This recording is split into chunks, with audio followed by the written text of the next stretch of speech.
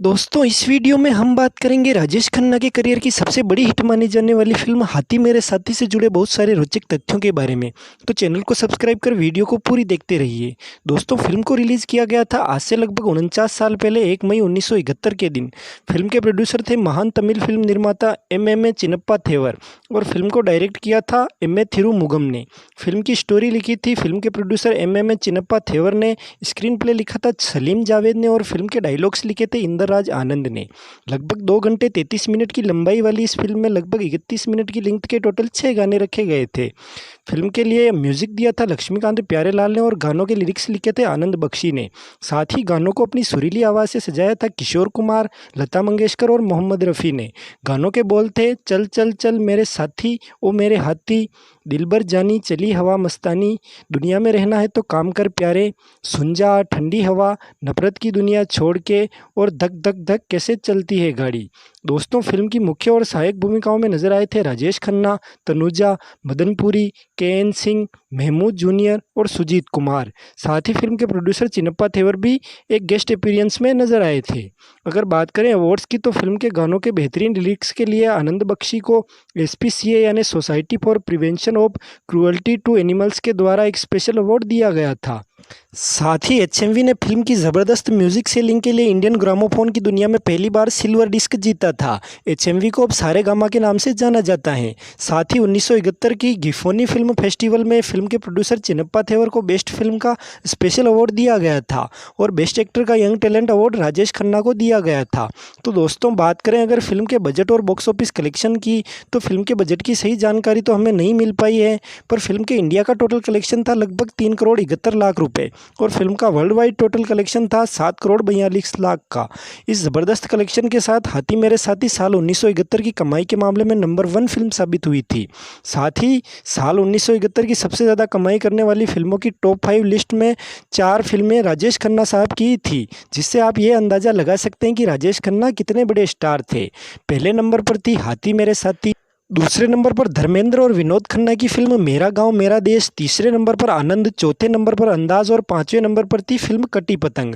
हाथी मेरे साथी फिल्म को 6.9 आउट ऑफ 10 की आईएमडीबी रेटिंग मिली हुई है। साथ ही फिल्म हाथी मेरे साथी को जब 1974 में सोवियत यूनियन में रिलीज किया गया तो वहां लगभग 3 करोड़ 40 लाख की टिकट सेलिंग के साथ ये फिल्म सोवियत यूनियन में भी ब्लॉकबस्टर साबित हुई थी। तो दोस्तों अब बात कर लेते हैं फिल्म से जुड़े कई तथ्यों की। तथ्य संख्या 1, हाथी मेरे साथी फिल्म के प्रोड्यूसर चिन्नप्पा थेवर की 1967 में आई तमिल फिल्म देवा चेल पर आधारित थी।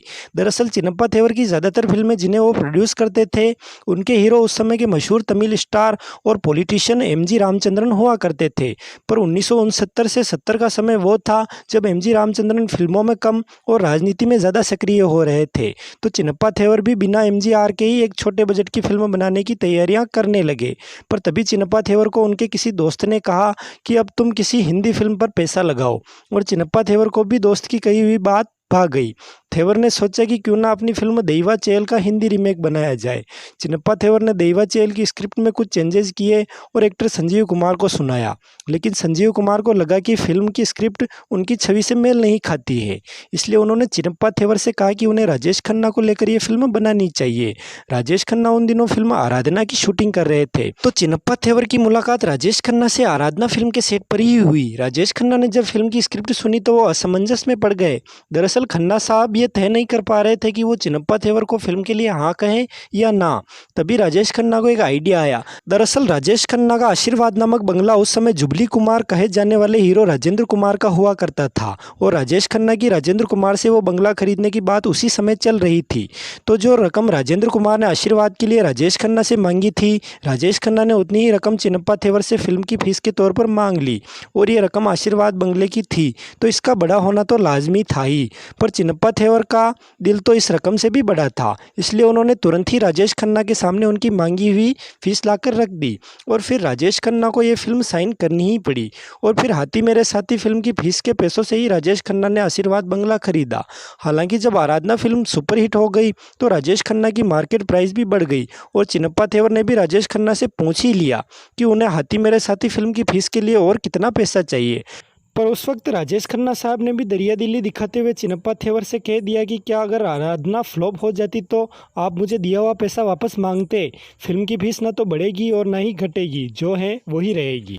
तथ्य संख्या 2, हाथी मेरे साथी फिल्म की रिलीज से पहले अंदाज फिल्म को राजेश खन्ना के करियर की सबसे बड़ी हिट फिल्म माना जा रहा था, पर हाथी मेरे साथी ने सब रिकॉर्ड्स तोड़ दिए। दोस्तों, कहा जाता है कि अंदाज फिल्म की स्क्रिप्ट और स्क्रीन प्ले भी लगभग सलीम जावेद ने ही लिखा था, पर इसका क्रेडिट उन सभी को दिया गया जिन्होंने समय समय पर फिल्म के डायरेक्टर रमेश सिप्पी को फिल्म की स्क्रिप्ट से रिलेटेड आइडियाज़ दिए थे। अंदाज की शूटिंग के समय सलीम जावेद अपना ज़्यादातर समय फिल्म के सेट पर ही बिताते थे, इसलिए राजेश खन्ना से सलीम जावेद की जान पहचान हो गई थी। अब वापस आ जाते हैं फिल्म हाथी मेरे साथी पर।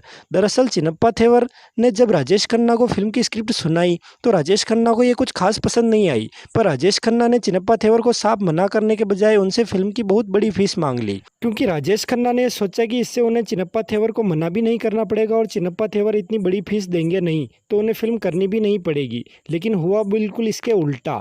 जैसा कि हमने आपको बताया कि चिनप्पा थेवर ने तो राजेश खन्ना के सामने उतनी फीस लाकर रख दी थी जितनी उन्होंने मांगी थी, और आराधना के हिट होने के बाद तो तेवर राजेश खन्ना को और भी पैसा देने की बात कर रहे थे। तो राजेश खन्ना अब चिनप्पा थेवर को मना भी नहीं कर सकते थे, और फिल्म करे तो उन्हें फिल्म की स्क्रिप्ट बिल्कुल बेदम लग रही थी। तभी राजेश खन्ना को सलीम जावेद की याद आई, जिनसे उनकी मुलाकात अंदाज फिल्म के सेट पर हुई थी, और राजेश खन्ना पहुंच गए सलीम जावेद के पास फिल्म की स्क्रिप्ट लेकर। और फिर सलीम जावेद ने फिल्म की स्क्रिप्ट को इतना रोचक बनाया कि फिल्म इंसान और जानवर के बीच के मधुर संबंधों की एक नई परिभाषा बन गई। पर सलीम जावेद फिल्म की स्क्रिप्ट में सुधार करने के साथ ही ये चाह रहे थे कि फिल्म की शुरुआत के समय रिटेन बाय सलीम जावेद नाम आए, और ऐसा होने का राजेश खन्ना ने उन्हें भरोसा भी दिलाया था, पर ऐसा हो नहीं पाया। फिल्म की शुरुआत में नाम दिखाते वक्त स्टोरी राइटिंग का क्रेडिट चिनप्पा थेवर को दिया गया, स्क्रीन प्ले राइटिंग का क्रेडिट सलीम जावेद को और डायलॉग्स राइटिंग का क्रेडिट इंदर राज आनंद को दिया गया था, जैसा कि हमने आपको पहले भी बताया था। हालांकि फिल्म के ब्लॉकबस्टर होने के बाद राजेश खन्ना के कहने पर चिनप्पा थेवर ने मुंबई के उस वक्त के फेमस अखबारों में एक विज्ञापन छपवाया था, जिसमें फिल्म की राइटिंग का क्रेडिट सलीम जावेद को दिया गया था, पर उसमें भी ये गड़बड़ हो गई कि सलीम जावेद के नाम विज्ञापनों में सही से नहीं छप पाए, उनकी स्पेलिंग मिस्टेक हो गई थी। इसके बाद सन 1973 में आई नासिर हुसैन द्वारा निर्देशित फिल्म यादों की बारात की स्क्रिप्ट राइटिंग का पूरा क्रेडिट सलीम जावेद को मिला, और यादों की बारात फिल्म को ही सलीम जावेद की एज ए राइटर पहली फिल्म माना जाता है। यादों की बारात से जुड़े रोचक तथ्यों की वीडियो हमारे चैनल पर पहले ही आ चुकी है, जिसका लिंक आपको नीचे डिस्क्रिप्शन में मिल जाएगा, तो आप वहां से उस वीडियो को भी जरूर देखें। तथ्य संख्या 3, दोस्तों अब बात कर लेते हैं फिल्म के बेहतरीन संगीत के पीछे की कुछ दिलचस्प बातों के बारे में। जैसा कि हमने आपको बताया कि हाथी मेरे साथी फिल्म के लिए संगीत दिया था लक्ष्मीकांत प्यारेलाल ने, लेकिन लक्ष्मीकांत प्यारेलाल से पहले फिल्म के म्यूजिक के लिए चिनप्पा थेवर ने शंकर जयकिशन को साइन किया था, पर शंकर जयकिशन को फिल्म के गाने तैयार करने के लिए वक्त चाहिए था और चिनप्पा थेवर इंतजार करना नहीं चाह रहे थे। तो बाद में किसी ने उन्हें लक्ष्मीकांत प्यारेलाल का नाम सुझाया, लेकिन लक्ष्मीकांत प्यारेलाल उन दिनों बहुत व्यस्त थे, उनके पास किसी नई फिल्म का संगीत बनाने का बिल्कुल भी समय नहीं था। पर चिनप्पा थेवर ने तो जो ठान लिया वो तो उन्हें करना ही था, और इत्तेफाक देखिए कि उन्हीं दिनों लक्ष्मीकांत जी के बेटे का पहला जन्मदिन आया, तो चिनप्पा थेवर पहुंच गए शाम को बिन बुलाए मेहमान बनकर लक्ष्मीकांत जी के घर, और उनके बेटे पर ढेर सारी सोने की गिन्नियां न्योछावर कर दी। कहते हैं कि बाद में लक्ष्मीकांत जी को उनकी पत्नी ने भी कहा कि ये फिल्म उन्हें कर लेनी चाहिए, तब जाकर लक्ष्मीकांत प्यारेलाल की जोड़ी ये फिल्म करने को तैयार हुई। चिनप्पा थेवर ने लक्ष्मीकांत प्यारेलाल को फिल्म की संगीत के लिए 2 लाख रुपए की फीस दी थी, जो कि उस वक्त तक की किसी संगीतकार को किसी फिल्म के लिए दी गई सबसे बड़ी राशि थी। दोस्तों, हाथी मेरे साथी फिल्म जब रिलीज हुई तब वो समय था जब किशोर कुमार के गानों की संख्या फिल्मों के लिए बढ़ती जा रही थी और मोहम्मद रफ़ी के गानों की संख्या कम होती जा रही थी, और हाथी मेरे साथी फिल्म में भी वक्त के तकाजे को देखते हुए ऐसा ही किया गया। फिल्म के एक गाने को छोड़कर सारे गाने लता मंगेशकर के साथ किशोर कुमार की आवाज़ में रिकॉर्ड किए गए। बचा हुआ एक गाना रफ़ी साहब की आवाज़ में रिकॉर्ड किया गया, लेकिन ये एक गाना भी रफ़ी साहब की आवाज़ में रिकॉर्ड करवाना राजेश खन्ना को पसंद नहीं आया। वो चाहते थे कि फिल्म के सारे गानों में उनकी आवाज़ किशोर कुमार बने, और अब भला राजेश खन्ना की बात को कौन टाल सकता है। लिहाजा गाने को किशोर कुमार की आवाज़ में भी रिकॉर्ड कराया गया और राजेश खन्ना को दोनों रिकॉर्डिंग से सुनवाई गई। और फिर राजेश खन्ना ने भी ये महसूस किया कि मोहम्मद रफ़ी की आवाज़ के इमोशंस जिस तरह गानों के लिरिक्स के साथ जुड़ रहे हैं उस तरह किशोर कुमार की आवाज़ के साथ नहीं हो पा रहा था। इसलिए फिर ये एक गाना मोहम्मद रफ़ी साहब की आवाज़ वाला ही फाइनल कर दिया गया। और गाने के बोल तो आप जानते ही होंगे।